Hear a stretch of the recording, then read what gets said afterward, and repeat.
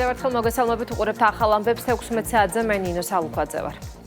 ომის დაწყების შეცვლილი თარიღი და ისტორიის გადაწერის მცდელობა ნაციონალური მოძრაობა მუხათგვერდის ძმათა სასაფლაოზე წელსაც 7 აგვისტოს მივიდა.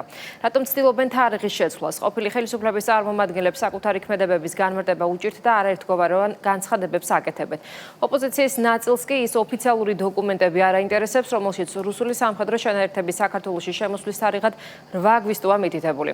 ცნობისთვის ნაციონალური მოძრაობა და მათი მოკავშირეები 2009 წლიდან 2012 წლის ჩათვლით ომის დაწყების თარიღად 8 აგვისტოს მიიჩნევდნენ. მაშინდელი პრეზიდენტი და მისი პოლიტიკური მხარდამჭერები დაღუპულების საფლავზე სწორედ 8 აგვისტოს გადიოდნენ. ომის დაწყების თარიღად 8 აგვისტოა მითითებული სააკაშვილის მიერ გამოცემულ განკარგულებაშიც. ნაციონალურმა მოძრაობამ თარიღის ცვლილება ხელისუფლების ცვლილების შემდეგ გადაწყვიტა. აღნიშნულ ფაქტს სახელმწიფო გუნდი ნაცმოძრაობის მხრიდან ჩადენილი დანაშაულის დაფარვის მცდელობა დაფასებს. როდის შემოიჭრა? შუაში არა, თავშია. შემოიჭრა, რომელ რიცხვში შემოიჭრა? 7 აგვისტოს შემოიჭრა, ამაზეა საუბარი. არ იცოდა? კი, ყველა მიცოდა. საერთოდ არ მაინტერესებს სააკაშვილის ბრძანებაში რა წერია. იმიტომ რომ ისტორიულ ფაქტია, რომ რუსეთმა გადმოლახა საქართველოს სახელმწიფო საზღვარი 7 აგვისტოს. არ მაინტერესებს დადგენილებები. მე როდესაც დღეს უკვე ეს ომი არის ისტორიული მოვლენა, უნდა შევაფასოთ ისტორიული დოკუმენტების შესაბამისად. არ მაინტერესებს სტალინის დასკვნა. რაღაცები ისტორიული დეტალები ყოველთვის ზუსტდება და მაშინ როდესაც უკვე ჩამოყალიბდა ასეთი საერთო მოსაზრება, რომ სწორედ 7-ში მოგვიანებით დაიწყო პირველი, ასე ვთქვათ, ინტერვენციის პირველი ტალღა იყო, ამიტომ არის 7-ში. 8-ში უკვე ეს იყო ფართომასშტაბიანი. ჩვენ მოქმედებები, მათ შორის პასუხი დავიწყეთ 8-ში, მაგრამ აი 7-ში დაიწყო. 7-ში დავიწყეთ. არა, 7-ში გვიანღამე, მაგრამ ძირითადი ნაწილი იყო ბუნებრივია 8-ში, მაგრამ ჩვენ დავიწყეთ რეაგირება უკვე 7-ში, იმიტომ რომ ჩვენ დავინახეთ, რომ 7-ში შემოდიოდა ეს ძალა. რა თქმა უნდა, შეგვეძლო მხარი არ დაგვეჭირა, მაგრამ გიხსნით კიდევ ერთხელ, იმიტომ რომ ძალიან მნიშვნელოვანი რეზოლუცია იყო. არის კონკრეტული მტკიცებულებები, არის კონკრეტული ფაქტები, აგერ შემიძლია რეზოლუცია გაჩვენოთ, რაზე აქვს ხელი მოწერილი, შესაბამისად ძალიან ძიმია ეს ყველაფერი, კიდევ ერთხელ ხაზს უსვავ იმას, რომ ეს იყო მოღალატეობრივი ქმედებები, გადადგმული ნაბიჯები ქართული სახელმწიფოს წინააღმდეგ და ამ ყველაფერს უნდა გაეცეს შესაბამისი პასუხი. რატო დგავენ ამ დაბიჯს, რომელიც საერთოდ არ შეესაბამება ისტორიულ ფაქტებს და ისტორიიდან არის აბსოლუტურად ამოგლეჯილი. ისევ უნდა გავიხსენოთ 2008 წლის რეზოლუცია, რომელზედაც ნაცმოძრაობამ ხელი მოაწერა, სადაც პირდაპირ წერა, რაზე მოაწერეს ხელი? პირდაპირ წერია იქ, რომ 7 აგვისტოს ქართული მხარის განხორციელებულმა ქმედებამ გამოიწვია კიდევ უარესი აგრესია. აი ამ საკითხის გადასაფარად, საკუთარი ღალატის გადასაფარად, ისინი ცდილობენ, რომ ეს ყველაფერი შეცვალონ და 7 აგვისტოს წარმოაჩინონ თითქოს მაშინ მოხდა ამ შემთხვევაში საქართველოში ინტერვენცია და არა 8 აგვისტოს. გენერალურმა პროკურატურამ სამშობლოს ღალატის და საპოტაჟის ფაქტზე გამოძიება დაიწყო. გამოძიება საფუძვლად დაედო ვეტერანების საქმეთა სახელმწიფო სამსახურის მიმართვა ერთიანი ნაციონალური მოძრაობის წევრის გიორგი ბარამიძის მიერ აფხაზეთის ომისა და ტყვეთა გაცვლის პროცესის შესახებ გაკეთებულ განცხადებასთან დაკავშირებით. საგამოძიებო უწყებაში ამ წუთებში ვეტერანების საქმეთა სახელმწიფო სამსახურის უფროსი კობა კობალაძის გამოკითხვა მიმდინარეობს.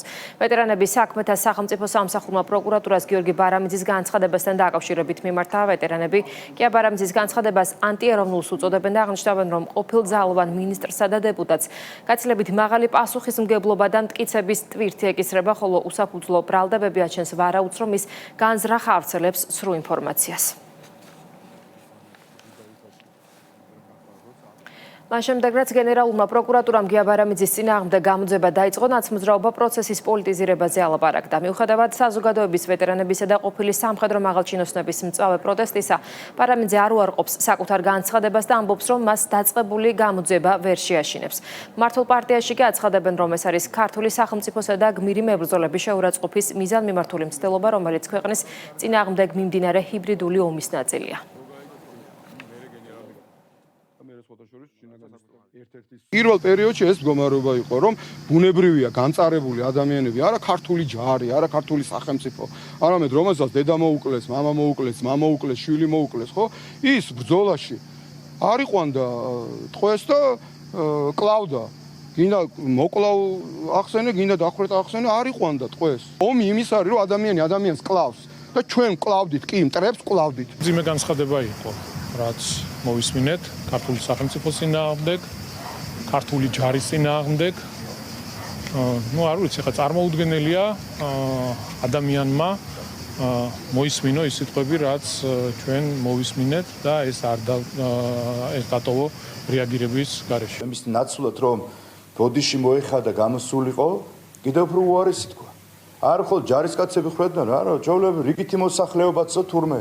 და ამას ამბობს ქართულ ერზე. არ გამოურიცხავ ეს იყოს, კიდევ უფრო შორს მიმავალი განცხადება, რომ ჩვენს მტრებს მისცეს შესაძლებლობა, საშუალება, რომ საერთაშორისო არენაზე თუ დასჭირდათ ყოფილი თავდაცვის მინისტრის ეს განცხადება გამოიყენა საქართველოს და ქართველების წინააღმდეგ. ეს არის მტრული დამოკიდებულება საკუთარი ქვეყნის, ხალხის, სახელმწიფოს მიმართ. აი ესე манипуლირებენ საკუთარი შეცდომების, საკუთარი დანაშაულებრივი ქმედებების გადასაფარავად. როგორც კი შეამჩნიეს, რომ შეიძლება ახლო მომავალში თუ საშუალოვადიან პერსპექტივაში შეიძლება ეტაპობრივად რაღაცა ურთიერთობა ქართველებსა და აფხაზებს შორის, საქართველოსა და აფხაზურ მხარეს შორის რაღაცა კონსტრუქციულ დიალოგს მაინც მიუახლოვდეს, მაშინვე ჩაგდებული იქნა ეს უმძიმესი, ასე ვთქვათ, მესიჯი, რომლითაც ხდება ერებს შორის შუღლის გაღვივების, ასე ვთქვათ, ახალი ნაპერწკალის და ახალი კოცონის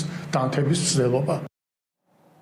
სიწმინდეების ისტორიისა და ეროვნული ღირებულებების დაცვის მიზნით საკანონმდებლო ცვლილებებზე მუშაობა იწყება. მმართველმა გუნდმა საკითხზე კონსულტაციები უკვე გაიარა მთავრობის მეთაურთან და პარლამენტის თავმჯდომარესთან.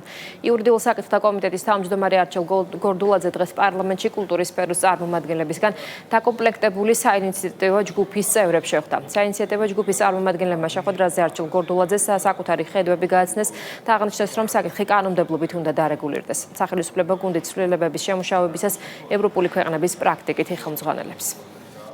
ჩვენ მქონდა კონსულტაცია საქართველოს პრემიერ-მინისტრთან, მქონდა კონსულტაცია საქართველოს პარლამენტის თავმჯდომარესთან, ჩვენი გუნდი იწყებს საკანონმდებლო ცვლილებებზე მუშაობას და იურიდიულ საკითხთა კომიტეტი ამ ცვლილებებს მოამზადებს. შემდეგ წარდგენილი იქნება იქ საშემოდგომო სესიის დასაწყისშივე საქართველოს პარლამენტისათვის და ამავდროულად დადგინდება და გათვალისწინებული იქნება ის ზღვარი, რომელიც გადის ერთი მხრივ გამოხატვის თავისუფლებასა და მეორე მხრივ სხვათა უფლებების დაცვაში, ისევე როგორც ეს არის გათვალისწინებული ევროპული პრაქტიკით, მათ შორის სტრასბურგის სასამართლოს მიერ მიღებული არაერთი გადაწყვეტილება. დღევანდელი შეხვედრიდან გამომდინარე, კიდევ მივედით იმ დასკვნამდე, რომ კიდევ უნდა შევხვდეთ, იმიტომ რომ გავცვალეთ აზრები და ძალიან კმაყოფილები ვარ და დარწმუნებული ვარ, რომ ყველაფერი ისე გაკეთდება, რომ კითხვებიც კი არ დაისმება იმ ადამიანებისგან, ვისაც ამ დღეების განმავლობაში რაღაცა კითხვები ჰქონდა, რა ინიციატივა იყო, რამდენად ეს ხელოვანი ადამიანებისგან იყო დასაშვები, რომ ეს ინიციატივა გაგვეჟღერებინა. კაფეოთ მინდა დავაფიქსირო, რომ აქ არანაირ სიტყვის თავისუფლებაზე და გამოხატვის თავისუფლებაზე საუბარი ზედმეტია, ამიტომ ამ ოქროშვალები უნდა მოიძებნოს და ვეცდებით, რომ ყოველ შემთხვევაში ცდას არ დავაკლეთ, რომ ეს ფორმულა იქნება როგორმე გამოუწევი. რატომ იქცა ნაციონალური მოძრაობისა და მისი მიმდევრებისთვის რუსეთი ოკუპანტად არა საქართველოს, არამედ უკრაინის ტერიტორიების ოკუპაციის შემდეგ. უკვე მეხუთე დღეა პრემიერ-მინისტრის წერილში დასმულ კითხვებს ოპოზიცია ვერ პასუხობს. ნაცმოძრაობის ყოფილი და მოქმედი წევრები მათი ხელისუფლების მიერ აგვისტოს ომის შემდეგ გადადგმული ნაბიჯების გამართლებას ურთიერთგამომრიცხავი განცხადებებით ცდილობენ. სახელისუფლებო გუნდში ამბობენ, რომ საქართველოს იმჟამინდელი ხელისუფლება, რომელიც დღეს ოპოზიციას წარმოადგენს, გარეთ აკვეთებს ასრულებდა და დღემდე ქვეყნის გარედან მიღებული დავალებები მოქმედებს. ნაციონალური მოძრაობა არის ანტისაოკუპაციო მოძრაობა, ამით ყველაფერი არის ნათქვამი. ჩვენ მეუნებოდით რუსებს, რომ თუ ტანკით არ მოდიხარ, თუ артиლერიით და ავტომატით არ მოდიხარ და თუ საოკუპაციოდ არ მოდიხარ, სტუმრად და ტურისტად მობრძანდი, ჩვენ რუსი ხალხის წინააღმდეგი, რუსი ადამიანის წინააღმდეგი არა ვართ. ამიტომ ჩვენ მეუნებოდით რუსებს, რომ ჩვენ არა ვართ რუსოფობები, რუს ადამიანებს არ ვერჩით. დავალებაც მოდის თავიანთი პატრონებისგან და ამ შემთხვევაში Deep State, რომელიც უდიდესი პრობლემაა თანამედროვე მსოფლიოსი, აკეთებენ იმას. თქვენ არ იფიქროთ, რომ ეს ადამიანები, ხედველობაში მყავს ეს აგენტურა, ეკუთვნოდეს საკუთარ თავს? არა. მათ არანაირი უფლება არ გააჩნიათ იმის, რომ რაიმე კონკრეტული კითხვა დასვან, რატომ მაგალითად, ხო? რატომ უნდა გადავდგათ ეს ნაბიჯი, რატომ უნდა ვთქვათ ეს მესიჯი? არა, ამის უფლებაც კი არა აქვთ.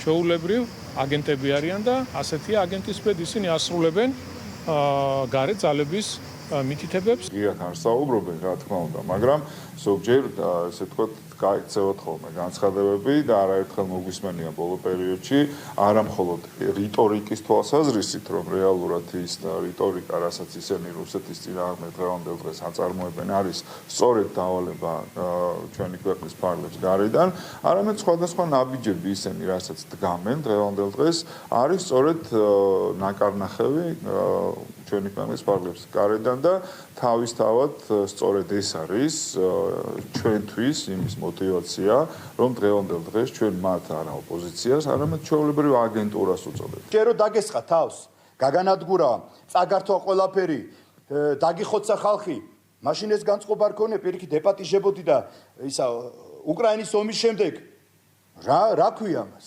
ამას ქვია ერთადერთი, რომ უცხო ქვეყნის დაკვეთით მოქმედებდნენ მაშინაც და ეხლაც. მაშინ დასავლეთს არ აწყობდა, რომ რუსეთის წინააღმდეგ ვინმე განცხადებები გაეკეთებინა, იმიტომ რომ ესენი ხო დაფინანსებული ყავდათ. და ესე რა განცხადებასაც უნდა იმას გააკეთებინებდნენ და მაშინ ასე იყო საჭირო. უკრაინის ომის შემდეგ ეთყობა ვერ ჩამოყალიბდნენ და ეხა მწვანე აქვთ იმაზე, რომ რუსეთის წინააღმდეგ გაელაშქრონ. ერთადერთ მიზანს ემსახურება დააზიანონ ჩვენი სამშობლო. და როგორც აწყობს მე მათ დავალების მიმცემებს უცხოეთში ისინი ისე მოქმედებენ. 2008 წლის ომის მერე, როდესაც არც არაფერი გამორჩეული რუსეთის წინააღმდეგ სოფლიოში არ მომხდარა და პირიქით გადატვირთვის პოლიტიკა იყო ძალიან მალე ამ ომის შემდგომ. არ ქონდათ არანაირი პრინციპული პოზიცია რუსეთთან მიმართებით, ხელგაშლილად ღვინით ხელში უმასპინძლებოდა სააკაშვილი რუს ტურისტებს და თვლიდნენ რომ საერთოდ რუსულ ფულს არანაირი სუნი არ აქვს. აი პირველად რო შეიჭრა რუსეთი უკრაინაში არც მაშინ ქონდათ რაღაცა გამორჩეული და განსაკუთრებული რეაქცია, მაგრამ მეორე შეჭრის დროს ეთყობა ასე დალაგდა პიარულად, ასე სურდათ მათი დავალების მიმცემებს უცხოეთში, ეს რუსოფობიული გამოკვეთილი განწყობა წარმოაჩინეს. პოლიტიკური შეფასებების თემაა საქმე, რომელსაც სახელმწიფო უსაფრთხოების სამსახურის სახელმწიფო უსაფრთხოების დეპარტამენტის საბოტაჟის მუხლით იძიებს. საუბარია სხვადასხვა სოციალურ პლატფორმაზე უცხო ქვეყანაში რეგისტრირებული და მართული ყალბი, ეგრეთ წოდებული ბოტ-ანგარიშებით საქართველოს ეკონომიკური ინტერესების დაზიანების მიზნით გავრცელებულ დეზინფორმაციებზე. როგორც ქართულ ოცნებაში აცხადებენ, აუცილებელია საქართველოს ეროვნული ინტერესების წინააღმდეგ მიმართულ თითოეულ ქმედებას შესაბამისი სამსახურების მხრიდან სამართლებრივი პასუხი მოხვეს. სახელმწიფო გუნდის წევრების განცხადებით კამპანიის მიზანია ქვეყნის ეკონომიკური განვითარება შეფერხდეს, შემცირდეს ტურისტული ნაკადები და ქვეყანა დაზიანდეს. პირდაპირ გითხრათ, ცოტა გაუგებარია, რას ნიშნავს ეს და რის დაცვას აპირებენ, ან რის განაპირებენ დაცვას. ეს ხალხი რაღაცას ანონსებს ხოლმე და საბოლოო ჯამში საზოგადოებისთვის ხილული არ გახავთ ხოლმე ის შედეგები, რაც ამ გამოძიებებს მოყვება. ებრძვიან ქვეყანას, რომ ეკონომიკურად ქვეყანა არ განვითარდეს, ტურიზმი ჩვენთვის ერთ-ერთი მნიშვნელოვანი დარგია და ყველაფერს აკეთებენ იმისთვის, რომ ქვეყანა როგორმე დააზიანონ. ის რომ ტურისტი საქართველოში არ ჩამოვა და ფულს არ დახარჯავს, კაფეში არ შევა, ბარში არ შევა, ამით ვინ ზიანდება, ვინ დაზარალდება? ისევ ქართველი და ისევ ჩვენი ეკონომიკა. ზუსტად ამისკენ არის მიმართული ეს ყველაფერი, რასაც ჩვენ ბოლო თვეების განმავლობაში, ბოლო წლების განმავლობაში ხედავთ და ვისმენ. ძალიან აწუხებთ საქართველოს პროგრესი და წინსვლა ცალკეულ ძალებს. მაშკარაა, რომ აღიზიანებთ ჩვენი ქვეყნის, ჩვენი ხალხის მიერ არჩეული მშვიდობიანი პოლიტიკა, მშვიდობიანი თანაცხოვრება და ის რომ ახლა საქართველო არის სავსე დღეს ტურისტებით და სხვა ქვეყნიდან იქნება ეს ჩვენი მეზობელი ქვეყნები თუ სხვა უფრო შორსდებარე ქვეყნები საქართველოში ძალიან თამამად ჩამოდის ტურისტი, აქ ატარებს დროს, ხარჯავს ფულს და მერე ბრუნდება თავის ქვეყანაში, ეს არის ძალიან დიდი გამაღიზიანებელი, როგორც ეთყობა ცალკეული ძალებისთვის. ეს ადამიანები მხოლოდ იმიტომ დგამენ ესეთ ნაბიჯებთან, მხოლოდ იმიტომ აკეთებენ ესეთ განცხადებებს, რომ საქართველოს ეკონომიკა და საქართველო დაზიანდეს და რა თქმა უნდა ნებისმიერი ტურისტი, რომელიც არ ჩამოვა საქართველოში, იქნება კიდევ ერთი მინუს რაღაც თანხა ჩვენს ეკონომიკაში და თავისთავად მხოლოდ და მხოლოდ ოპოზიციის წისქვილზე ასხამს ეს წყალს. პარტია ერთიანი ნეიტრალური საქართველოს წარმომადგენლები სამეგრელო სოფელ კახეთში მცხოვრებ დევნილებს შეხვდნენ. პარტიის წარმომადგენლებმა შეხვედრაზე დევნილი მოსახლეობისგან მათი საჭიროებების შესახებ მოისმინეს. ნეიტრალური საქართველოს წევრებმა შეხვედრაზე ნეიტრალიტეტის უალტერნატივობაზე იმშელეს. პარტიის წარმომადგენლების განცხადებით, ნეიტრალიტეტი ქვეყანას მისცემს საშუალებას კონცენტრირდეს ეროვნულ ინტერესებზე, რათა ქვეყნის გარედან დაპირისპირების ხელოვნურად გაღვივება ვერავინ შეძლოს. ნეიტრალური საქართველოს წარმომადგენლები დღეს ჩვენთან გაეცნენ ჩვენს პირობებს, ისაუბროს ნეიტრალიტეტზე, გაერთიანებულ საქართველოსზე, რომ ჩვენ დავბრუნდებით აფხაზეთში და ისევ არ ვიქნებით გაყოფილი შუაზე, არ ვიქნებით დევნილები. ჩვენ მათ გავეცანით, უთხარით რომ რა არის ჩვენ ნეიტრალიტეტის მიზეზი, რომ ერთ-ერთი მთავარი მშვიდობის დამყარება, რაც მთავარია, ასევე მოვისმინეთ იმ პრობლემების შესახებ, რაც მათ გააჩნიათ ამ ჩასახლებაში, გვექნება მათთან ხშირი შეხვედრა და მათ კიდევ ექნებათ საშუალება უთხარით ჩვენ სადაც არის ზუგდიდში ჩვენი პარტიის რეგიონალური წარმომადგენლობა და მათაც შეუძლიათ მივიდნენ ნებისმიერ დროს ისაუბრონ ამ პრობლემატიკის შესახებ. შეხვედრა შედგა, იყო ძალიან კარგი აზრთა გაცვლა-გამოცვლა, ჩვენ რაღაც ტყუილ დაპირებებს არ ვიძლებით, ჩვენ გავაცანით მათ ჩვენი დამოკიდებულება და ჩვენი ხედვა იმისა, თუ როგორ უნდა შევძლოთ ჩვენ მომავალში განვითარება ჩვენი ქვეყნისა ისე, რომ აღარ ვიყოთ დიდი სახელმწიფოების დაპირისპირების მოედანი და ადამიანების ტრაგედიაზე და პირად ცხოვრებაზე არ აისახოს ის, რაც მოხდა. იუსტიციის მინისტრის მოადგილე თამარ ზოდელავა გაეროს გლობალური ღონისძიების თემატურ სესიებში მონაწილეობს. სესიის ფარგლებში საქართველოს მხარი დაუჭირა ეფექტიანი მიწის ადმინისტრირების ჩარჩოს შემდგომ განვითარებას, ასევე ეფექტიანი მიწის ადმინისტრირების ჰაბის შექმნის ინიციატივას, რომელიც მიზნად ისახავს ქვეყნებს შორის ცოდნის გამოცდილებისა და საუკეთესო პრაქტიკის გაზიარებას, ასევე მიწის ადმინისტრირების სისტემების გაძლიერებას. მიწის ადმინისტრირებისა და გეოსივრცითი ინფორმაციის მართვის სფეროში დაგროვილი მნიშვნელოვანი გამოცდილებისა და ექსპერტული ცოდნის საფუძველზე საქართველოს გამოთქვა მძაობა შეუერთდეს გაეროს ახლად შექმნილ მიწის ადმინისტრირებისა და მართვის ექსპერტთა ჯგუფს, რომელიც გლობალურ დონეზე მიწის ადმინისტრირების პოლიტიკის ძირითადი მიდგომებისა და განვითარების პრიორიტეტების ჩამოყალიბებაში მონაწილეობს. გაეროს გლობალური გეოსივრცითი ინფორმაციის მართვის ექსპერტთა კომიტეტის მე-16 სესიაზე საქართველოს მხარი დაუჭირა ეფექტიანი მიწის ადმინისტრირებისა და მართვის შემდგომი ჩარჩოს განვითარებას, ასევე ინიციატივას შეიქმნას მიწის ადმინისტრირების ჰაბი. ამასთან საქართველოს მზაობა გამოთქვა გაწევრიანდეს მიწის ადმინისტრირების ახალშექმნის სამუშაო ჯგუფში. აღნიშნული ჯგუფი დამატებით შესაძლებლობას მისცემს საქართველოს გააზიაროს წარმატებული რეფორმები, მონაწილეობა მიიღოს საერთაშორისო დიალოგში. შინაგან საქმეთა მინისტრის პირველი მოადგილე რონი მესხი საქართველოში სამშაბათო ვიზიტით მყოფ თურქეთის რესპუბლიკის შინაგან საქმეთა სამინისტროს ეროვნული პოლიციის დელეგაციის წევრებს შეხვდა. დელეგაციას კონტრაბანდისა და ორგანიზებული დანაშაულის წინააღმდეგ ბრძოლის დეპარტამენტის უფროსი სერდარ ბიუკლებრენჯიჯი ხელმძღვანელობდა. შეხვედრის ფარგლებში მხარეებმა ორი ქვეყნის სამართალდამცავ ორგანოებს შორის არსებული თანამშრომლობისა და პრიორიტეტულ მიმართულებებზე ისაუბრეს. მხარეებმა ასევე განიხილეს სამართალდაცვით სფეროში ორივე მხარისთვის აქტუალური საკითხები და დაგეგმეს ერთობლივი სამომავლო აქტივობები. მხარეებმა გამოხატეს მზაობა თანამშრომლობის კიდევ უფრო ინტენსიურად წარმართვისთვის. ვიზიტის ფარგლებში გამართული შეხვედრის დასასრულს დელეგაციის ხელმძღვანელებმა მადლიერება გამოხატეს ქართული მხარის მიმართ ნაყოფიერი შეხვედრისა და გულთბილი მასპინძლობისთვის.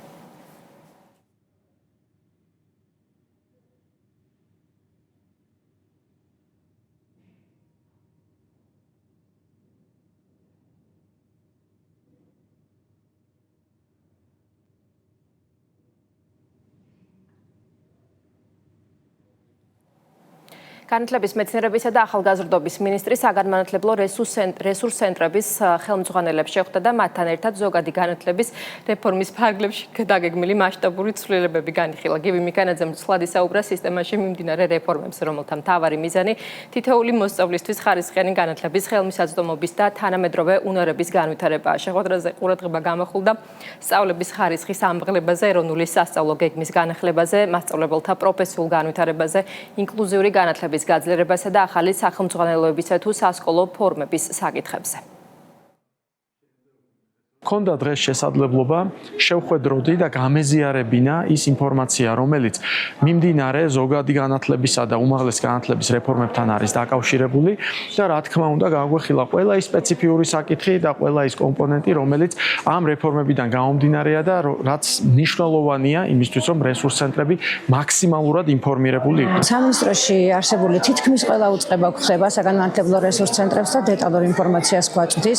სამინისტროში მიმდინარე სიახლეების და რეფორმების შესახებ, რაც მნიშვნელოვანი მხარდაჭერაა ჩვენთვის აღნიშნული რეფორმების ადგილზე განხორციელებისათვის. ჩვენ ტერიტორიულ ერთეულში პროფესიული ზრდით შევძლებთ სკოლებს გაუწიოთ უფრო ეფექტური მხარდაჭერა, რომლის ფარგლებშიც თითოეულ მოსწავლეს ექნეს შესაძლებლობა როგორც ინკლუზიური მიმართულებით, ისე საგანმანათლებლო სფეროს ხელმისაწვდომის ყველა მიმართულებით იყოს უფრო ეფექტური. აფხაზეთის ავტონომიური რესპუბლიკის მთავრობის თავმჯდომარე საბერძნეთში ქართული დიასპორის წარმომადგენლებს, მათ შორის აფხაზეთიდან დევნილ ემიგრანტებს შეხვდა. გიორგი ჯინჭერაძემ დიასპორის წარმომადგენლებთან აფხაზეთის მთავრობის პროგრამებისა და სხვადასხვა მნიშვნელოვანი პროექტების შესახებ ისაუბრა, რომლებიც ქვეყნის ფარგლებს გარეთ აფხაზეთის შესახებ ცნობიერების ამაღლებასა და ქართულ-აფხაზური კულტურის პოპულარიზაციას ისახავს მიზნად. შეხვედრის მონაწილეებმა მნიშვნელოვანი საკითხები განიხილეს, რომლებიც ხელს შეუწყობს ქართულ დიასპორულ ორგანიზაციებთან ურთიერთობების გაღრმავებას, ერთობლივი ღონისძიებებისა და ქართულ-აფხაზური კულტურული შეხვედრების ორგანიზებას.